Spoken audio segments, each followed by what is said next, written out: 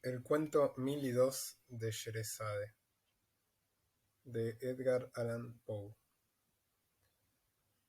La verdad es más extraña que la ficción. Antiguo adagio. En el curso de ciertas investigaciones sobre el Oriente, tuve hace poco oportunidad de consultar el Telmenau Isitsurnut, obra que, a semejanza del Zohar de Simeón Yohaidis, es muy poco conocida aún en Europa, y que, según tengo entendido, no ha sido citada jamás por un norteamericano, si exceptuamos quizá al autor de Las curiosidades de la literatura norteamericana. Como decía, tuve oportunidad de leer algunas páginas de tan notable obra, y quedé no poco estupefacto al descubrir que el mundo literario había vivido hasta ahora en un extraño error acerca del destino de Sherezade, la hija del visir, según se lo describe en Las mil y una noches. En efecto, si bien el denouement de dicho destino, como se lo consigna allí, no es por completo inexacto, se anticipa mucho la realidad. Para toda información sobre tan interesante tópico, remito al lector inquisitivo al Isitsöornot, pero entretanto se me perdonará que ofrezca un resumen de lo que descubrí en este libro. Se recordará que, en la versión usual de los cuentos árabes, un califa a quien no faltan buenas razones para sentirse celoso de su real esposa, no solo la condena a muerte, sino que hace solemne promesa, por su barba y el profeta, de desposar cada noche a la más hermosa doncella de sus dominios y de entregarla a la mañana siguiente al verdugo. Luego de cumplir al pie de la letra su promesa durante varios años, con una puntualidad y un método que le valen gran renombre como persona de mucha devoción y buen sentido, cierta tarde se ve interrumpido, en sus plegarias sin duda, por la visita de su gran visir, a cuya hija se le ha ocurrido una idea. La joven en cuestión se llama Sherezade, y la idea consiste en que redimirá el país del asolador impuesto a la belleza que pesa sobre él, o que perecerá en la empresa como corresponde a toda heroína. De acuerdo con su plan, y aunque no estamos en año bisiesto, lo cual hace más meritorio su sacrificio, Sherezade envía a su padre, el gran visir, para que ofrezca su mano al califa. Este la acepta rápidamente, pues estaba dispuesto a tomarla de todos modos, y solo aplazaba la cosa por el miedo que tenía el visir. Pero al hacerlo da a entender claramente a los interesados que, gran visir o no, mantendrá en todos sus puntos y comas la promesa hecha y sus privilegios reales. Por eso, cuando la hermosa Sherezade insiste en casarse, así lo hace a pesar del excelente consejo de su padre en el sentido de que no cometa semejante locura. Es evidente que tiene sus hermosos ojos negros bien abiertos y que no se le escapa nada de la situación. Parece ser, empero, que esta política damisela, que sin duda debió leer a Maquiavelo, tenía preparado un pequeño cuanto ingenioso plan. En un pretexto especioso que ya he olvidado, se las arregló para que en la noche de boda su hermana se acostara en un lecho lo bastante cercano al de la pareja real como para poder conversar del uno al otro. Poco antes de que cantaran los gallos, tuvo buen cuidado de despertar al excelente monarca, su esposo, que la estimaba muchísimo, pese a que le haría retorcer el cuello por la mañana, interrumpiendo el profundo sueño que le daban su conciencia limpia y su excelente digestión, a fin de que escuchara la interesantísima historia, creo que sobre una rata y un gato negro, que estaba contando en voz muy baja a su hermana. Cuando salió el sol, sucedió que la historia no había terminado todavía, y que Sherezade no podría terminarla por la sencilla razón de que ya era tiempo de que se levantara y ofreciera su cuello al estrangulador, cosa muy poco preferible a la de ser ahorcada, aunque ligeramente más gentil. Lamento decir que la curiosidad del califa prevaleció sobre sus sólidos principios religiosos, induciéndolo a posponer el cumplimiento de su promesa hasta la mañana siguiente, con intención y esperanza de enterarse por la noche qué había ocurrido al final con el gato negro, pues creo que era negro, y la rata. Llegada la noche, no solo Sherezade dio la pincelada final al gato negro y a la rata, que era azul, sino que, antes de darse cuenta de lo que hacía, se vio arrastrada por el intrincado desarrollo de un relato concerniente, si no me engaño, a un caballo color rosa, con alas verdes, que se movía violentamente gracias a un mecanismo de relojería, al cual se daba cuerda con una llave color índigo. Este relato interesó al califa mucho más que el primero, y como amaneció sin que hubiera terminado, pese a los esfuerzos de la sultana por concluirlo a tiempo para acudir al estrangulamiento, no quedó otro remedio que aplazar otra vez la ceremonia 24 horas. A la noche siguiente ocurrió algo parecido con resultados similares, y también a la siguiente y a la otra, hasta que al fin el buen monarca, después de haberse visto inevitablemente privado de cumplir su promesa durante nada menos que 1001 noches, olvidóla completamente al vencerse el término, se hizo relevar de ella en la forma habitual, o, lo que es más probable, se limitó a quebrarla, al mismo tiempo que la cabeza de su padre confesor. Sea como fuere, Sherezade, que, como descendiente directa de Eva, había heredado quizá las 7 cestas de charla que esta última dama, como es sabido, cosechó al pie de los árboles en el jardín del Edén, acabó triunfando sobre el califa y el impuesto a la belleza fue abolido. Ahora bien, esta conclusión, que figura en la obra tal como la conocemos, es indudablemente muy justa y agradable, pero hay, como tantas cosas, es mucho más agradable que verdadera. Debo al Isitsöornot la rectificación de este error. Le mieux, dice un proverbio francés, est l'ennemi du bien. Y al mencionar que Sherezade había heredado las 7 cestas de la charla, hubiera debido agregar que las puso a interés compuesto hasta que llegaron a ser 77. Querida hermana, dijo en la noche 1002, transcribo literalmente los términos del Isitsöornot. Ahora que este pequeño inconveniente de la estrangulación ha desaparecido, junto con el odioso impuesto, me siento culpable de una gran indiscreción por haberos ocultado a ti y al califa, quien, lamento decirlo, está roncando, lo cual no es propio de un caballero, la verdadera conclusión de la historia de Simbad el marino. Este personaje pasó por muchas otras e interesantes aventuras aparte de las que os he contado, pero a decir verdad, aquella noche me sentía un tanto soñolienta y preferí abreviar mi relato. Oh infame proceder, del cual espero que Alá me perdone, pero aún no es demasiado tarde para remediar mi negligencia, y tan pronto haya pellizcado un par de veces al califa y éste se despierte lo bastante como para cesar sus horribles ruidos, procederé a narrarte, y también a él, si así lo desea, la continuación de esta notable historia.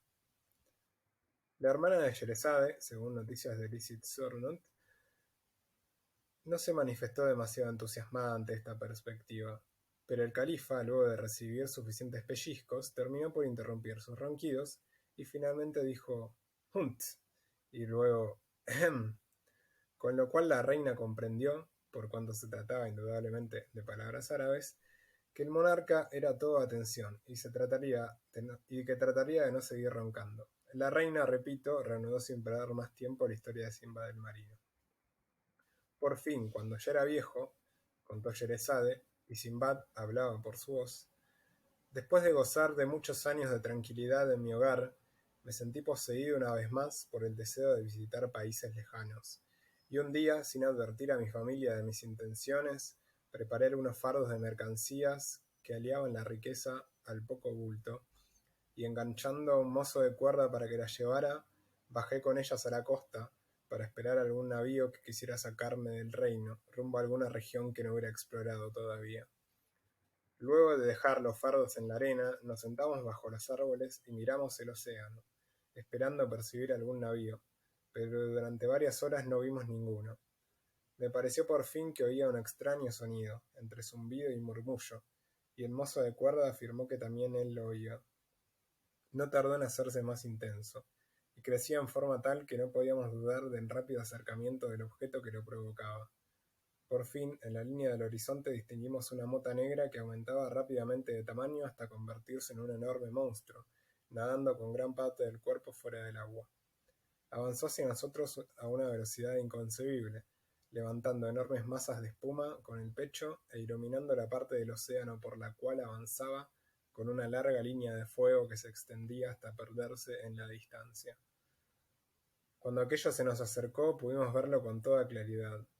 Su largo era comparable al de 3 árboles entre los más altos, y su ancho semejante a la gran sala de audiencias de vuestro palacio. Oh, el más sublime y munífico de los califas. Su cuerpo no se parecía en nada al de los peces ordinarios.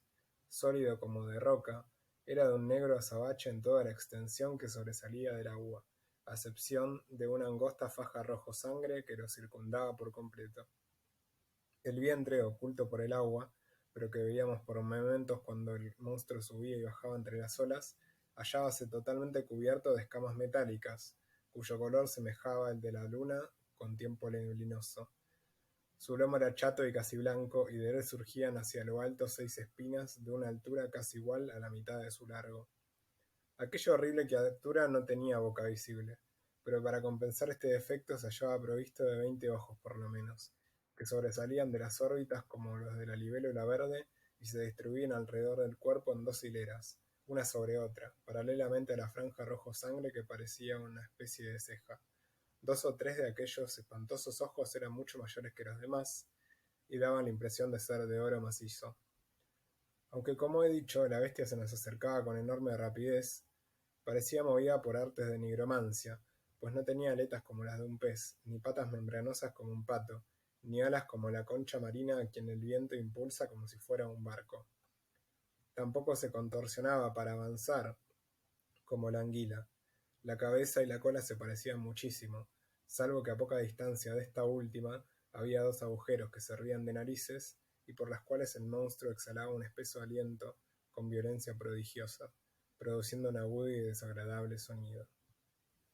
Grandísimo fue nuestro espanto al contemplar cosa tan horrible, pero pronto se vio superado por el asombro que nos produjo ver sobre el lomo de aquella criatura una gran cantidad de animales de la misma forma y tamaño que los hombres, y sumamente parecidos a estos, salvo que no estaban vestidos, como lo está un hombre, sino que la naturaleza parecía haberles proporcionado unas feas e incómodas envolturas que daban la impresión de una tela, pero tan pegada a la piel como para que los pobres infelices tuvieran el aire más ridículo y pasaran por las peores molestias imaginables. En lo alto de la cabeza llevaban una especie de cajas cuadradas que a primera vista hubieran podido pasar por turbantes, pero que, como pronto advertí, eran muy pesadas y sólidas. Supuse entonces que se trataba de dispositivos calculados para mantener, gracias a su peso, las cabezas pegadas a los hombros. Noté que todas esas criaturas llevaban unos collares negros, símbolo de servidumbre, sin duda, como los que nos ponemos como los que ponemos a nuestros perros, solo que mucho más anchos y duros, al punto que las desdichadas víctimas no podían mover la cabeza en cualquier dirección sin mover al mismo tiempo el cuerpo.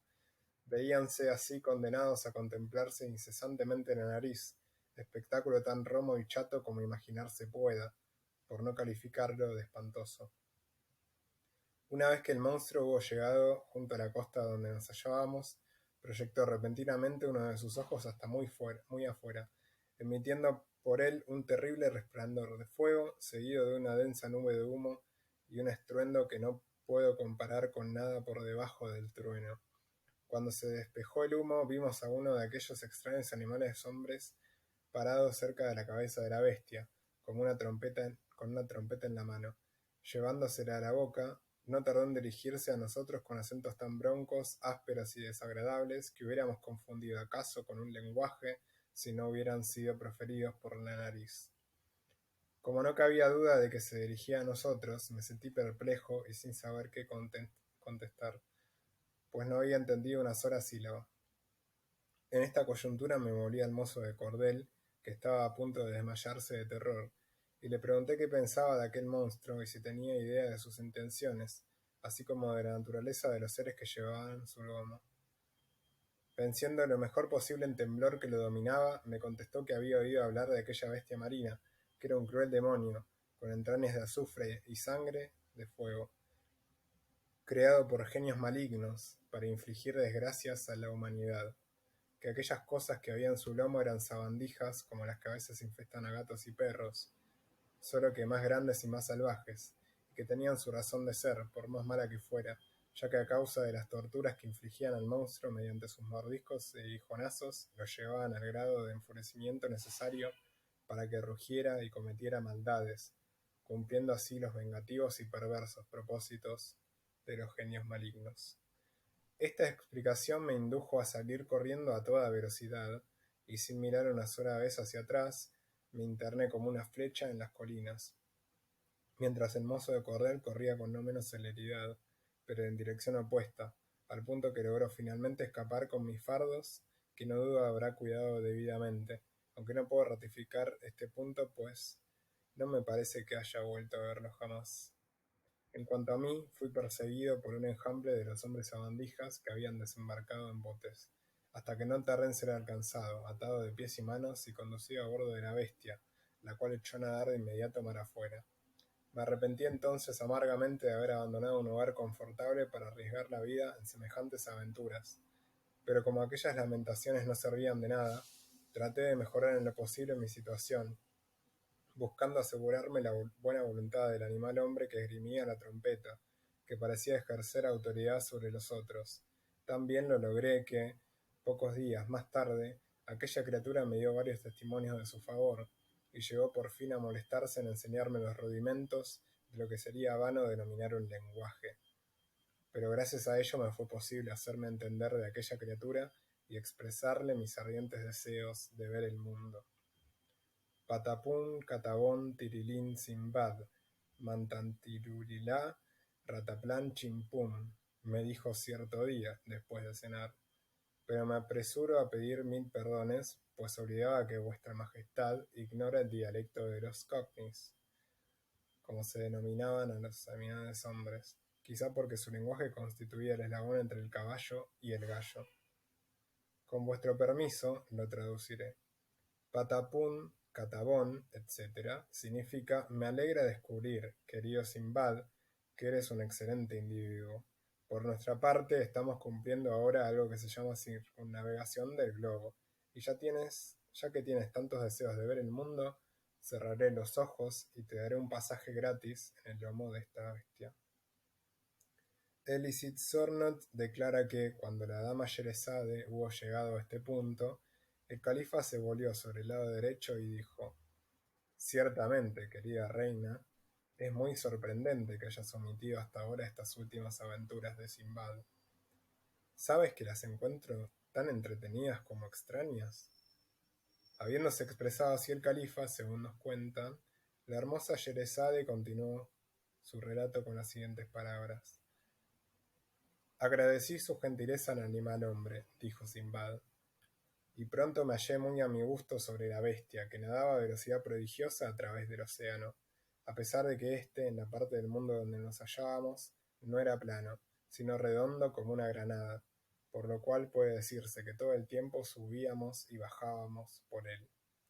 «Esto me parece sumamente raro», interrumpió el califa. «Empero es muy cierto», replicó Sherezade. «Lo dudo», dijo el monarca, «pero ruégote que tengas la bondad de seguir con tu relato».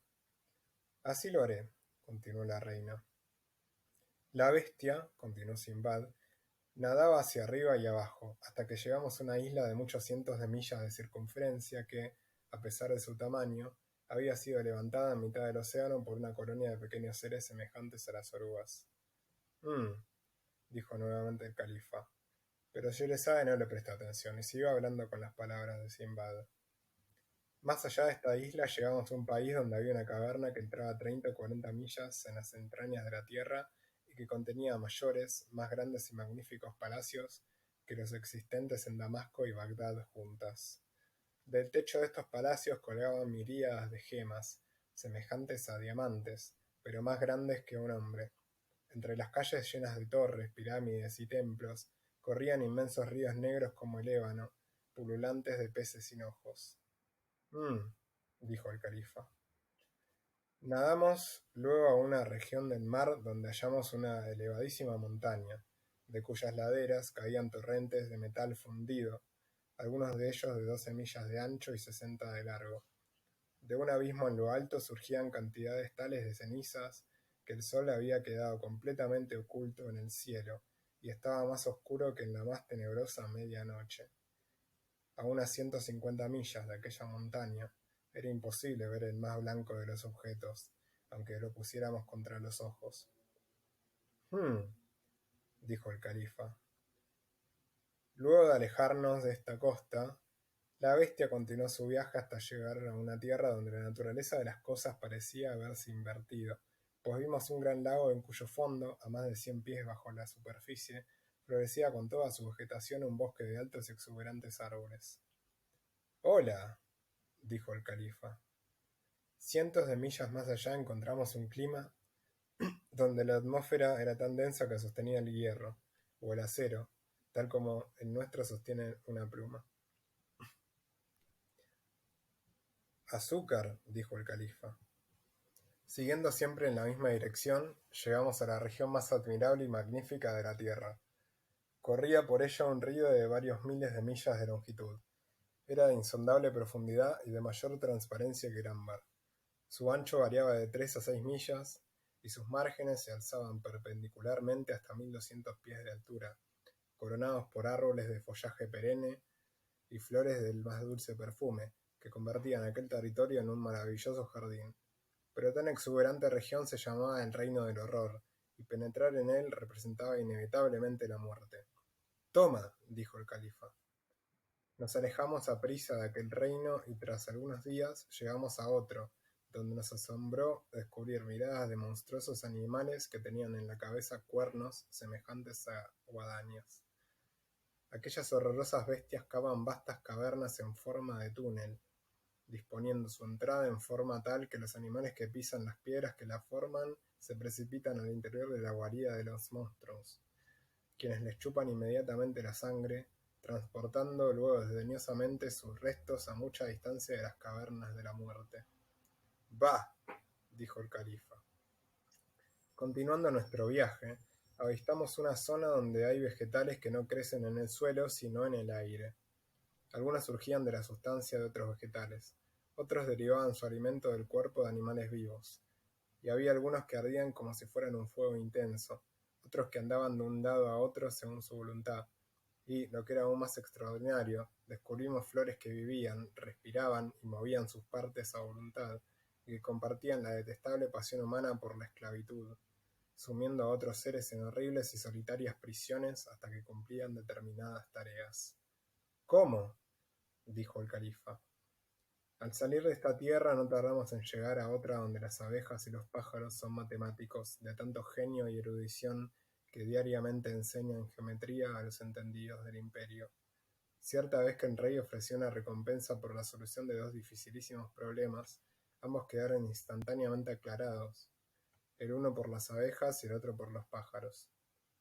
Como el rey guardó la solución en secreto, solo después de complicadísimas investigaciones y trabajos y de escribir infinidad de voluminosos libros en infinidad de años, llegaron los matemáticos del reino a las mismas soluciones que las abejas y los pájaros habían dado en el acto. «¡Demonio!», dijo el califa. Apenas había perdido de vista este imperio, cuando llegamos a otro, desde cuyas playas vimos volar una bandada de pájaros de 1 milla de ancho y 240 millas de largo. Es decir, que, aún volando a razón de 1 milla por minuto, se requirieron 4 horas para que pasara sobre nosotros la entera bandada, en la cual había varios millones de pájaros. «¡Camelo!», dijo el califa. Tan pronto habíamos quedado libres de estos pájaros, que mucho nos molestaron, vimos surgir un ave de otra especie, infinitamente más grande que los rocs que había encontrado en mis anteriores viajes. Era más grande que la mayor de las cúpulas de vuestro serrallo. Oh, el más magnífico de los califas. Este terrible pájaro no tenía cabeza visible, sino que parecía formado enteramente por un vientre de prodigioso grosor y redondez, constituido por una sustancia muy suave, lisa, brillante y de franjas coloreadas. El monstruo llevaba en sus garras, a su guarida en las nubes sin duda, una casa cuyo techo había probablemente arrancado, y en cuyo interior vimos claramente a varios seres humanos que parecían tan empavorecidos como desesperados por el espantoso destino que les aguardaba. Gritamos con todas nuestras fuerzas, esperando que el pájaro se asustara y soltara la presa, pero se limitó a exhalar una especie de resoplido, como de cólera, y luego dejó caer sobre nuestras cabezas un pesado saco que resultó estar lleno de arena. «Cuentos chinos», dijo el califa. Muy poco después de esta aventura encontramos un continente de vastísima extensión y prodigiosa solidez, el cual descansaba enteramente sobre el lomo de una vaca color celeste que tenía no menos de 400 cuernos. «Esto sí lo creo», dijo el califa, «pues he leído algo por el estilo en algún libro». Pasamos por debajo de este continente, nadando entre las piernas de la vaca, y horas después nos encontramos en una región maravillosa que, según me informó el animal hombre, era su propio país, habitado por seres de su misma especie. Esto aumentó muchísimo el concepto que de él tenía, y empecé a avergonzarme del desprecio y la familiaridad con que lo había tratado hasta ahora. En efecto, descubrí que los animales hombres constituían una nación de grandes magos que vivían con la cabeza llena de gusanos, los cuales sin duda servían para estimularlos con sus dificultosos retorcimientos y coletazos, a fin de que alcanzaran los más asombrosos grados de imaginación. Disparates, dijo el califa. Entre los magos había diversos animales domésticos de los más singulares. Por ejemplo, vimos un enorme caballo cuyos huesos eran de hierro y tenía agua hirviendo por sangre. En lugar de maíz lo alimentaban con piedras negras. A pesar de esa dura dieta, era tan fuerte y veloz como para arrastrar una carga más pesada que el más grande de los templos de esta ciudad, a una velocidad que superaba la de la mayoría de los pájaros. Paparruchas, dijo el califa. Entre estas gentes vivía una gallina sin plumas más grande que un camello. En vez de carne y huesos era de hierro y ladrillos. Su sangre, como la del caballo, al que mucho se parecía, era agua hirviendo, y como él solo comía madera y piedras negras. Esta gallina producía con frecuencia un centenar de pollos en un solo día. Después de nacidos se instalaban durante varias semanas en el estómago de su madre. Dislates, dijo el califa. Un miembro de esta nación de brujos creó un hombre de bronce, madera y cuero, dándole tanta inteligencia que hubiera vencido al ajedrez a toda la humanidad, con excepción del gran califa Harún al-Rashid. Otro de estos magos construyó con materiales parecidos una criatura capaz de avergonzar el genio de su propio creador. Tan grandes eran sus poderes razonantes que en un segundo efectuaba cálculos que hubieran requerido el trabajo de 50.000 hombres de carne y hueso durante un año. Pero otro mago todavía más asombroso fabricó una fortísima criatura que no era ni hombre ni bestia, pero que tenía cerebro de plomo mezclado con una sustancia negra como la pez, y dedos que actuaban con tan increíble velocidad y destreza que no hubiera tenido dificultad en escribir 20.000 copias del Corán en una hora. Todo esto con una precisión tan exquisita que no se hubiera podido encontrar un solo ejemplar que se diferenciara de los otros en el ancho de un cabello. Esta criatura era de una fuerza prodigiosa, al punto que creaba y destruía de un soplo los imperios más poderosos, pero sus aptitudes se aplicaban indistintamente al bien y al mal. Ridículo, dijo el califa. En esta nación de nigromantes había uno que llevaba en las venas la sangre de la salamandra, pues no tenía escrúpulos en sentarse a fumar su chibuquí en un horno ardiente, hasta que su cena se cocinaba completamente en el suelo. Otro tenía la facultad de convertir los metales comunes en oro, sin siquiera mirarlos durante el proceso. Otro tenía un tacto tan delicado que llegó a fabricar un alambre invisible. Otro percibía las cosas con tanta rapidez que contaba los movimientos de un cuerpo elástico, mientras éste se movía hacia adelante y hacia atrás a la velocidad de 900 millones de veces por segundo. ¡Absurdo!, dijo el califa. Otro de estos magos, ayudado por un fluido que nadie vio hasta ahora, podía hacer que los cadáveres de sus amigos movieran los brazos, patearan, lucharan e incluso se levantaran y danzaran. Otro cultivó a tal punto su voz que podía hacerse oír desde un extremo al otro del mundo. Otro tenía un brazo tan largo que podía estar sentado en Damasco y escribir una carta en Bagdad o en cualquier otro sitio. Otro tenía tal dominio sobre el relámpago que podía hacerlo descender a su antojo, le servía luego de juguete. Otro tomó dos sonidos muy fuertes e hizo con ellos un silencio. Otro creó una profunda oscuridad con dos luces brillantes. Otro fabricó hielo en un horno ardiente. Otro obligó al sol a que pintara su retrato, y el sol le obedeció. Otro tomó el astro rey, junto con la luna y los planetas, y luego de pesarlos cuidadosamente sondeó sus profundidades y descubrió la solidez de las sustancias que lo componen. Pero toda aquella nación posee una habilidad nigromántica tan sorprendente que hasta sus niños y aun sus perros y sus gatos son capaces de ver fácilmente objetos que no existen, a los que 20 millones de años antes del nacimiento de dicha nación habían sido borrados de la faz del universo. Ridículo, dijo el califa. Las esposas e hijas de aquellos grandes e incomparables magos, continuó Sherezade, sin preocuparse en absoluto de las repetidas y poco caballerescas interrupciones de su esposo, son de lo más refinadas y perfectas. Constituirían el ápice de lo interesante y de lo hermoso de no mediar una desdichada fatalidad que las agobia, y que ni siquiera los milagrosos poderes de sus esposos y padres han logrado remediar hasta el presente. Algunas de estas fatalidades adoptan cierta forma, mientras otras se presentan de diferente manera, pero me refiero sobre todo a la que asume la forma de una excentricidad. ¿Una qué?, preguntó el califa. Una excentricidad, dijo Sherezade. Uno de los genios malignos que continuamente tratan de hacer daño indujo a tan perfectas señoras a creer que aquello que denominamos belleza natural consiste en la protuberancia de la región donde la espalda cambia de nombre. Les hicieron creer que la perfección de la hermosura se halla en razón directa con el volumen de dicha parte. Dominadas por la idea, y aprovechando que los almohadones son muy baratos en ese país, se ha llegado a un punto en que ya resulta difícil distinguir a una mujer de un dromedario. —¡Detente! —exclamó el califa—. No puedo ni quiero soportar semejante cosa. Me has dado ya una terrible jaqueca con tus mentiras. Noto, además, que está amaneciendo. ¿Cuánto tiempo llevamos casados?